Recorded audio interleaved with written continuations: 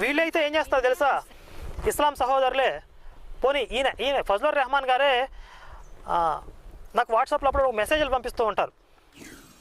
మొన్న ఒక మెసేజ్ వచ్చింది ఏంటంటే, ఈయన రంజిత్ తోఫిని ఒక విషయం అడిగారు. ఏంటంటే, మీరు సున్నతి ఎందుకు చేయించుకోవట్లేదు? మీ యెహోవానే చెప్పాడు కదా సున్నతి చేయించుకోమని, మీ యెహోవా చెప్పిన ఆజ్ఞ మీరు ఎందుకు పాటించడం లేదు అని చెప్పి ఈయన రంజిత్ తోఫిని అడిగారు. నువ్వెందుకు అడుగుతున్నావు వాళ్ళని? వాళ్ళ బైబిల్లో ఉంది చేయించుకోకూడదని, అవసరం లేదని.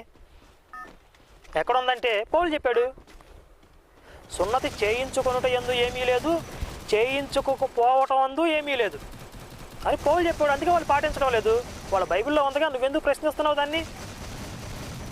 అంటే నువ్వేమో యెహోవాకి విరుద్ధంగా పౌలు చెప్పిన నియమాన్ని నువ్వు మీరు ప్రశ్నించవచ్చు. మరి యెహోవాకి విరుద్ధంగా పౌలు